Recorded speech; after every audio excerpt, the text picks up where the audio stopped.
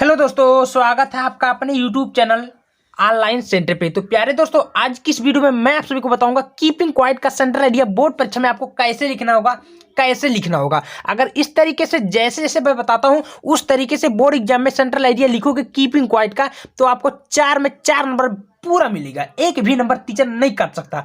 कैसे लिखना होगा, बहुत ही आसान पूर्वक, बहुत ही सरल पूर्वक से, एक जिस प्रकार हलवा खाते हो ना उसी प्रकार आपको सिखाऊंगा कीपिंग क्वाइट का सेंट्रल आइडिया। जी हाँ मेरे प्यारे दोस्तों, मेरे भाइयों, क्योंकि आप मेरे बड़े भाई समान हो, मैं तरीका बताऊंगा उस तरीके से अगर एग्जाम में वैसे लिखोगे वैसे याद करके जाओगे भाई, पूरा 4 में 4 नंबर मिलेगा। ठीक है, कैसे करना है चलिए ये देखिए। मैं 2025 का वायरल पेपर लिया हूं, इसी के माध्यम से आपको बताऊंगा।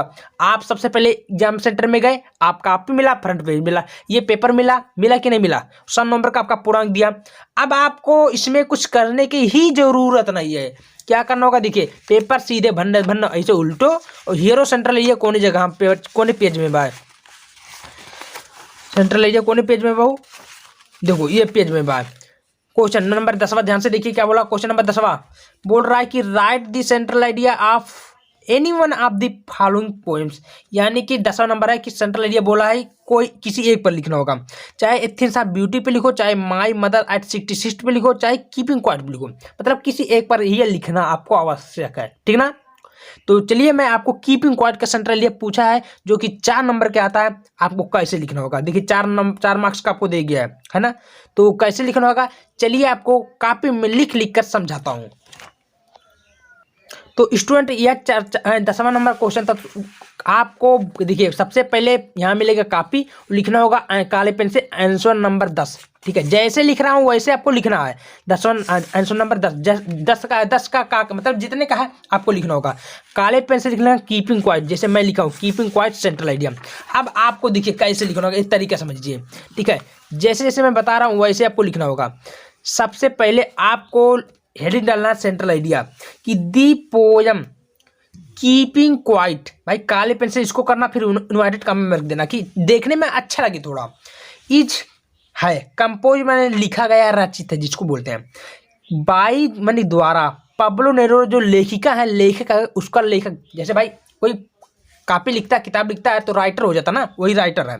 तो पाठ का नाम कीपिंग क्वाइट काले पेन से करना और राइटर का नाम काले पेन से करना कि समझ में जाए। Pablo Neruda. ठीक है, आगे लिखना होगा keeping quiet is a very simple poem. यानी कि कीपिंग क्वाइट जो पाठ है ये बहुत ही प्यारा साधारण कविता है, सिंपल कविता समझिए। ठीक है, it is address to the people, यानी कि गांव के लोगों के प्रति या शब्द के प्रति, मतलब इस गांव के लोगों के बारे में बताया गया है। क्या बताया गया है कि टुडे आवर लाइफ, यानी कि आजकल हमारा लाइफ एंड जीवन is hasty and without direction. यानी कि आजकल जो हमारा मनुष्य का जीवन है वो किससे दिशाहीन से भर चुका है। कहने का मतलब हुआ इतना बिजी हो चुका है कि वह समझ नहीं पाता। क्या नहीं समझ पाता है, वीडियो के अंत में चलो देखते हैं। हाँ, we don't understand that purpose, यानी कि वो अपने जीवन के उद्देश्य को नहीं समझ पाता है। क्या समझ पाता है कि उनको क्या करना चाहिए, वो खाली वो भाग दौड़ से इतना भर चुका है ना, इतना वो समझ नहीं पा रहे हैं कि हमको क्या करना चाहिए क्या नहीं करना चाहिए।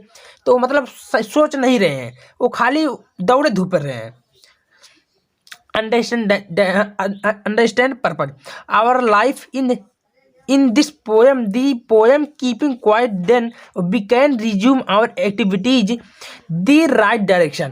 देखिए कहने का मतलब ये है कि इस कविता में लेखक कहता है कि वो अपने जीवन का उद्देश्य नहीं समझ पाते हैं कि उनको, जैसे मान लीजिए कोई अगर काम आ गया, कोई पत्र आपको बनवाना है तो आपको दौड़ने से नहीं होगा, पहले उसको सोचो समझो कि ये कैसे बनेगा, कहाँ से बनेगा, कितना रुपए लगेगा, उसके बाद में हमको क्या क्या करना चाहिए, तब काम करो।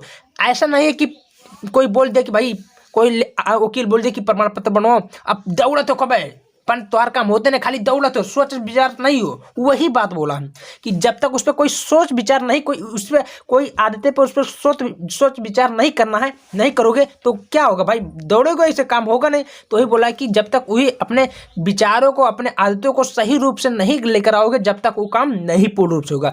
तो प्यारे भाइयों, कुछ इस प्रकार आपका प्यारा सा सेंट्रल आइडिया हुआ। देखिए ज़्यादा बड़ा नहीं लिखवाया हूँ, इतना ही लिखवाया हूँ। अगर आप लोग भी ऐसे बोर्ड एग्जाम में लिख के आओगे, पूरा नंबर मिलेगा।